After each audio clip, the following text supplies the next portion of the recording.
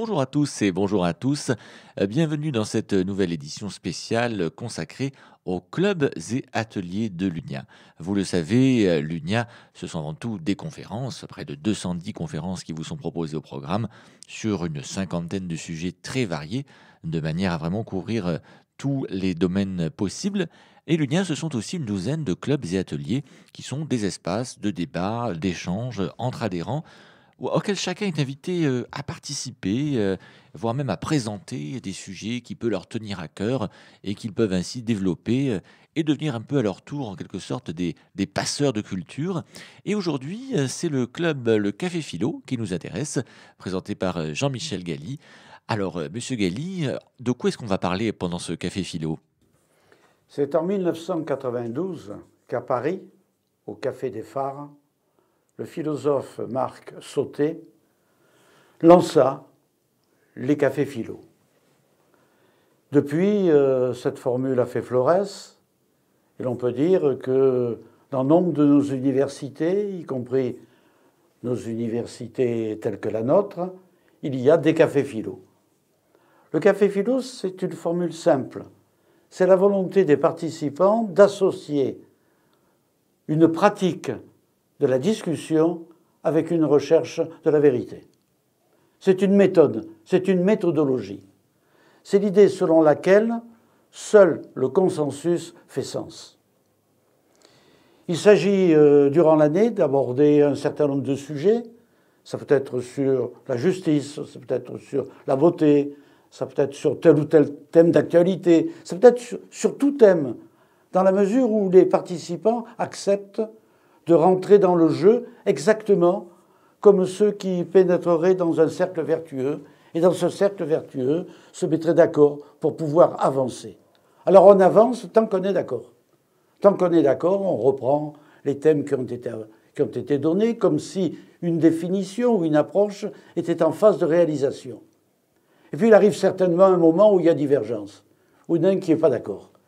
Mais il n'est pas d'accord non pas parce qu'il ne veut pas être d'accord, mais il n'est pas d'accord parce que, du point de vue du raisonnement, ça ne lui paraît pas opérant. Alors à ce moment-là, le groupe revient en arrière sur les acquis sur lesquels l'unanimité s'est faite, et l'on avance. Tant que l'unanimité est là, on continue à avancer, et quand il n'y a plus d'unanimité, eh bien c'est qu'il se pose un problème sur lequel chacun va raisonner. Cette approche-là a reçu aussi comme nom, comme nous l'avons mis, Club Agora. Club Agora, pourquoi? Eh bien parce que cette méthode de raisonnement qui relève de la logique, en fait c'est un argument de raison, qui relève de la logique, a été mis sur pied, si on peut dire, lancé il y a fort longtemps, par une personne que tout le monde connaît. Il s'agit de Socrate, qui avait instauré un café philo permanent, place de l'Agora à Athènes. C'était une espèce de Greek coffee, avant la date, qui a œuvré et a porté sur les fonds baptismaux de l'histoire les cafés philo. Quel était l'objectif de Socrate? Eh bien, l'objectif de Socrate, c'était d'assurer en quelque sorte la cohésion de ceux qui l'entouraient autour d'idées sur lesquelles il convenait d'être tous ensemble rassemblés. Alors là, ce que nous avons décidé de faire, c'est de mettre en place ce café philo, bien sûr, et en même temps, nous avons pris comme option de choisir des thèmes d'une année sur l'autre. Et donc les thèmes de cette année, de l'année 2022-2023, sont des thèmes qui ont été mis en place l'année précédente. Alors, je vais vous indiquer deux thèmes. Tous ceux qui, chez vous ou parmi nous, aiment l'enchaînement des arguments et non leur confrontation. Tous ceux qui cherchent à parler vrai, sans tordre le cou à la vérité.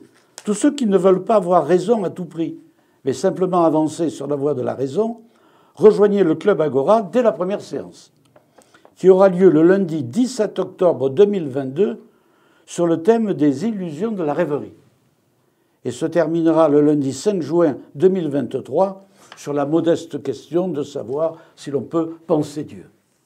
Bref, n'hésitez pas à venir, à participer à ce club. C'est dans le consensus que nous ferons avancer la réflexion.